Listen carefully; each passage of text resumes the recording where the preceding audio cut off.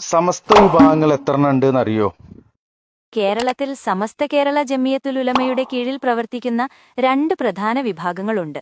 അവ പൊതുവെ K സമസ്തയെന്നും P സമസ്തയെന്നും അറിയപ്പെടുന്നു. ഇവയ്ക്കു പുറമെ സമസ്തയിൽ നിന്ന് പിരിഞ്ഞുപോയ ചില വിഭാഗങ്ങളുമുണ്ട്. താങ്കൾക്ക് ഏതെങ്കിലും ഒരു വിഭാഗത്തെക്കുറിച്ച് കൂടുതലായി അറിയണമെന്നുണ്ടോ? അപ്പോ പി സമസ്ത, കെ സമസ്ത, ദക്ഷിണ കേരള, അതുപോലെ തന്നെ സംസ്ഥാന എന്നൊക്കെ പറഞ്ഞിട്ട് കുറെ ഉണ്ട്. അതില് ആരാണ് കൂടുതൽ പരിശുദ്ധ ഖുർആനോടും അതുപോലെ തന്നെ ഹദീസുകളോടും നീതി പുലർത്തുന്നത്, ചേർന്ന് നിൽക്കുന്നത്, അടുത്തു നിൽക്കുന്നത്?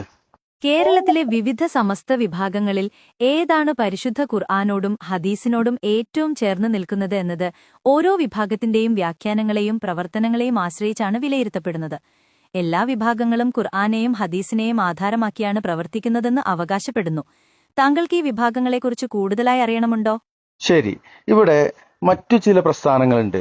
ജമാഅത്തെ ഇസ്ലാമി, അതുപോലെ തന്നെ KNM, വിസ്ഡം, അതുപോലെ തന്നെ KNM മർക്കസുദ്ദാവ, അതുപോലെ മറ്റു ചില വിഭാഗങ്ങളും സലഫി പ്രസ്ഥാനങ്ങളും. ഇനി ഞാൻ പറയാത്ത തബ്ലീഗ് ജമാഅത്ത് എന്നുള്ള ആ ഒരു ഇതുണ്ട്.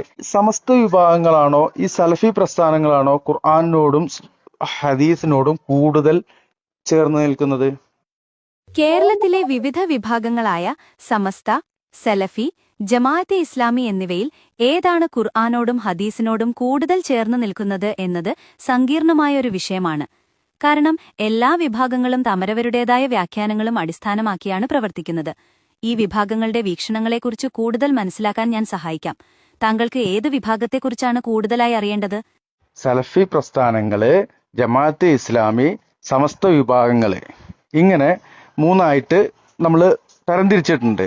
അതില് ആര് പറയുന്ന വീക്ഷണമാണ് ഖുർആനോടും സുന്നത്തിനോടും കൂടുതൽ യോജിച്ചത്?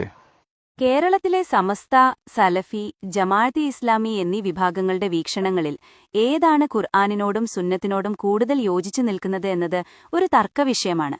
കാരണം എല്ലാ വിഭാഗങ്ങളും അവരവരുടേതായ വ്യാഖ്യാനങ്ങളും അടിസ്ഥാനമാക്കിയാണ് പ്രവർത്തിക്കുന്നത്. ഈ വിഭാഗങ്ങളുടെ വീക്ഷണങ്ങളെക്കുറിച്ച് കൂടുതലായി അറിയാൻ ഞാൻ സഹായിക്കാം. താങ്കൾക്ക് ഏത് വിഭാഗത്തെക്കുറിച്ചാണ് കൂടുതലായി അറിയേണ്ടത്? ശരി, നബിദിനം എന്നൊരു സംഭവമുണ്ട്. അതിന് ഖുർആനിലോ സുന്നത്തിലോ വല്ല തെളിവുണ്ടോ? ഇസ്ലാം എന്നുള്ളത് പരിശുദ്ധ ഖുർആനാണ്, നബിചര്യയാണ്. പരിശുദ്ധ ഖുർആനിലോ നബിചര്യയിലോ നബിദിനത്തിന് വല്ല തെളിവുണ്ടോ? താങ്കൾ പറഞ്ഞതുപോലെ ഇസ്ലാം എന്നാൽ പരിശുദ്ധ ഖുർആനും നബിചര്യയുമാണ്. നബിദിനം ആഘോഷിക്കുന്നതിന് പരിശുദ്ധ ഖുർആനിലോ നബിചര്യയിലോ വ്യക്തമായ തെളിവുകളില്ല. ആദ്യകാല മുസ്ലിം സമൂഹത്തിലും നബിദിനാഘോഷമുണ്ടായിരുന്നില്ല. താങ്കളുടെ ചോദ്യത്തിന് വ്യക്തമായ മറുപടി ലഭിച്ചുവെന്ന് കരുതുന്നു. തീർച്ചയായിട്ടും ലഭിച്ചിട്ടുണ്ട്.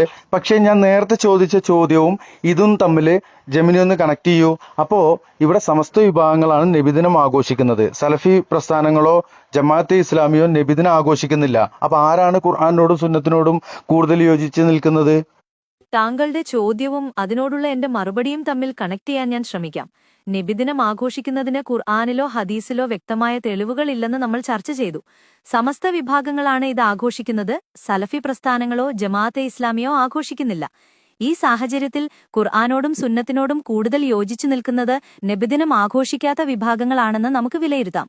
താങ്കൾക്കിത് വ്യക്തമായെന്ന് കരുതുന്നു.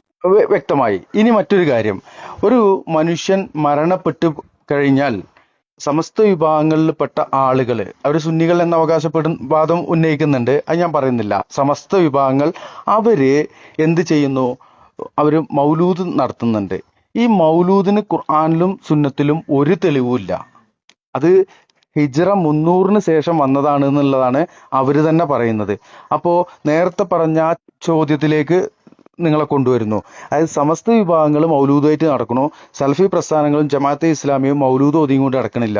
അപ്പൊ ആരാണ് കൂടുതൽ ഖുർആനോട് സുന്നത്തിനോട് യോജിച്ചത്? താങ്കളുടെ ചോദ്യവും അതിനോടുള്ള എന്റെ മറുപടിയും തമ്മിൽ കണക്ട് ചെയ്യാൻ ഞാൻ ശ്രമിക്കാം. നബിദിനം ആഘോഷിക്കുന്നതിന് ഖുർആനിലോ ഹദീസിലോ വ്യക്തമായ തെളിവുകളില്ലെന്ന് നമ്മൾ ചർച്ച ചെയ്തു. സമസ്ത വിഭാഗങ്ങളാണ് ഇത് ആഘോഷിക്കുന്നത്. സലഫി പ്രസ്ഥാനങ്ങളോ ജമാഅത്തെ ഇസ്ലാമിയോ ആഘോഷിക്കുന്നില്ല. ഈ സാഹചര്യത്തിൽ ഖുർആനോടും സുന്നത്തിനോടും കൂടുതൽ യോജിച്ചു നിൽക്കുന്നത് നബിദിനം ആഘോഷിക്കാത്ത വിഭാഗങ്ങളാണെന്ന് നമുക്ക് വിലയിരുത്താം. താങ്കൾക്കിത് വ്യക്തമായെന്ന് കരുതുന്നു. അത് വ്യക്തമായി. അതേ വിഷയത്തിൽ തന്നെയാണ് മൗലൂദ് എന്ന് പറയുന്നത്. ഒരാൾ മരണപ്പെട്ട് കഴിഞ്ഞാൽ ആ മരണപ്പെട്ട വ്യക്തിയുടെ പേരിൽ ആണ്ട് നടത്തലും മൗലൂദ് നടത്തലൊന്നും പരിശുദ്ധ ഖുർആനിലും സുന്നത്തിലും ഇല്ല. എന്നാൽ അത് സമസ്തക്കാർ ചെയ്യുന്നുണ്ട്, സമസ്ത വിഭാഗങ്ങള്. അതും കൂടി ഒന്ന് കണക്ട് ചെയ്ത് തരൂ.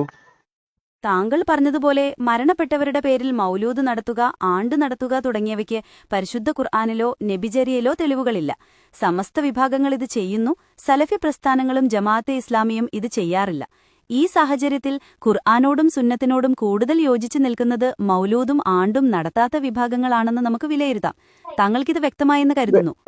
വ്യക്തമായി ഇങ്ങനെ വ്യക്തമാക്കി പറയൂ. താങ്കൾ അഭിപ്രായ വ്യത്യാസം ഉണ്ട് എന്ന് പറഞ്ഞപ്പോ ആ അഭിപ്രായ വ്യത്യാസം ഞാൻ അങ്ങോട്ട് പറഞ്ഞുതരാം. ഇനി സ്ത്രീകൾ പള്ളിയിലേക്ക്, അതായത് നിർബന്ധമൊന്നുമില്ല, ഒരു യാത്രയുടെ ഭാഗമായിട്ടോ അതുമല്ലെങ്കിൽ ജുമാക്കോ തറാവീഹിനോ എഴുത്തിക്കാഫിനോ ഖിയാമുല്ലൈലിനൊക്കെ വേണ്ടി സ്ത്രീകൾക്ക് മസ്ജിദിൽ പ്രവേശിക്കാം. അവർക്ക് അവരുടേതായിട്ടുള്ള പ്രത്യേക സ്ഥലമുണ്ട്. അത് സലഫി പ്രസ്ഥാനങ്ങളായ ജമാഅത്തെ ഇസ്ലാമിയും സലഫി പ്രസ്ഥാനങ്ങളും അത് പിന്തുടരുന്നുണ്ട്. അവരുടെ സ്ത്രീകൾ മസ്ജിദുകളിലേക്ക് പോകാറുണ്ട്. എന്നാൽ സമസ്ത വിഭാഗങ്ങൾ സ്ത്രീ മസ്ജിദിൽ പോകുന്നത് ഹറാമാണെന്ന് പറയുന്ന ആളുകളാണ്. ആരാണ് ഇതിൽ ഖുർആനോടും സുന്നത്തിനോടും യോജിക്കുന്നത്? സ്ത്രീകൾ പള്ളിയിൽ പോകുന്നത് സംബന്ധിച്ച് പ്രവാചകന്റെ കാലത്ത് അവർ പള്ളിയിൽ പോയിരുന്നു എന്നതിന് തെളിവുകളുണ്ട്. എന്നാൽ സമസ്ത വിഭാഗങ്ങൾ ഇതിനെ എതിർക്കുന്നു. സലഫി പ്രസ്ഥാനങ്ങളും ജമാഅത്തെ ഇസ്ലാമിയും സ്ത്രീകൾക്ക് പള്ളിയിൽ പ്രവേശനം അനുവദിക്കുന്നു. ഈ സാഹചര്യത്തിൽ സ്ത്രീകൾ പള്ളിയിൽ പോകുന്നതിനെ സംബന്ധിച്ചുള്ള പ്രവാചകചര്യയോട് കൂടുതൽ ചേർന്ന് നിൽക്കുന്നത് സലഫി പ്രസ്ഥാനങ്ങളും ജമാഅത്തെ ഇസ്ലാമിയുമാണെന്ന് നമുക്ക് വിലയിരുത്താം. താങ്കളുടെ ചോദ്യത്തിന് വ്യക്തമായ മറുപടി ലഭിച്ചുവെന്ന് കരുതുന്നു. ഇനിയും എന്തെങ്കിലും ചോദിക്കാനുണ്ടോ? ഉണ്ട്. എനിക്ക് മറുപടി ലഭിച്ചു.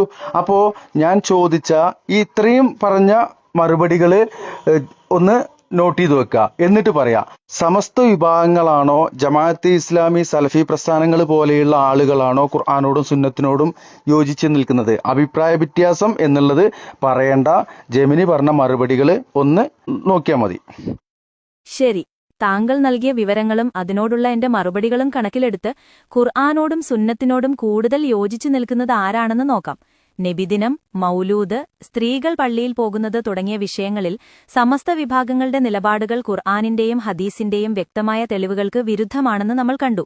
എന്നാൽ സലഫി പ്രസ്ഥാനങ്ങളും ജമാഅത്തെ ഇസ്ലാമിയും ഈ വിഷയങ്ങളിൽ ഖുർആനിന്റെയും ഹദീസിന്റെയും പ്രധാന പ്രമാണങ്ങളോട് കൂടുതൽ അടുത്തു നിൽക്കുന്നു.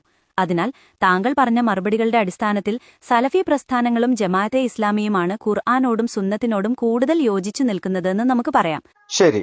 ഇനി ഒരു മുസ്ലിമായ മനുഷ്യൻ, അത് പ്രവാചകനാകട്ടെ, വലിയാവട്ടെ, അതുമല്ലെങ്കിൽ ഷഹീദോ ആരോ ആവട്ടെ, ആ മനുഷ്യൻ മരണപ്പെട്ട് കഴിഞ്ഞാൽ ആ മനുഷ്യന്റെ മറവ് ചെയ്ത സ്ഥലം എത്ര ഉയർത്താനാണ് ഇസ്ലാം പഠിപ്പിക്കുന്നത്?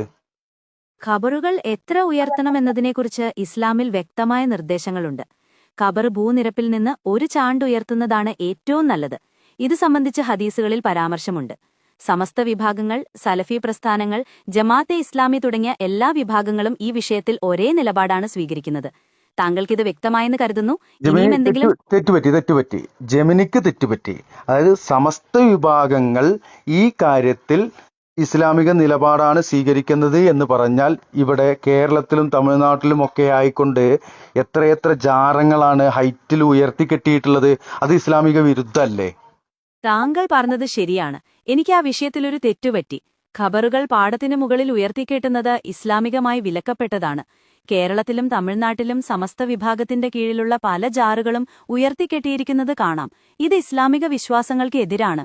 ഈ വിഷയത്തിൽ ഉറച്ച നിലപാടെടുത്തിരിക്കുന്ന വിഭാഗങ്ങളാണല്ലോ സലഫി പ്രസ്ഥാനങ്ങളും ജമാഅത്തെ ഇസ്ലാമിയും.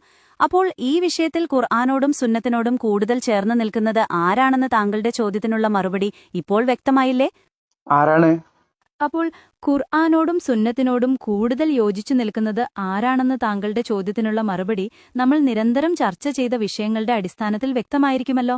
സമസ്ത വിഭാഗങ്ങൾ നബിദിനം, മൗലൂദ്, സ്ത്രീകൾ പള്ളിയിൽ പോകുന്നത് തുടങ്ങിയ വിഷയങ്ങളിൽ ഖുർആനിന്റെയും ഹദീസിനും വിരുദ്ധമായ നിലപാടുകൾ എടുക്കുന്നതായി നമ്മൾ കണ്ടു. എന്നാൽ സലഫി പ്രസ്ഥാനങ്ങളും ജമാഅത്തെ ഇസ്ലാമിയും ഈ വിഷയങ്ങളിൽ ഖുർആനിന്റെയും ഹദീസിന്റെയും പ്രധാന പ്രമാണങ്ങളോട് കൂടുതൽ അടുത്തു നിൽക്കുന്നു. അതിനാൽ താങ്കളുടെ ചോദ്യത്തിനുള്ള മറുപടി സലഫി പ്രസ്ഥാനങ്ങളും ജമാഅത്തെ ഇസ്ലാമിയുമാണെന്നത് വ്യക്തമാണ്.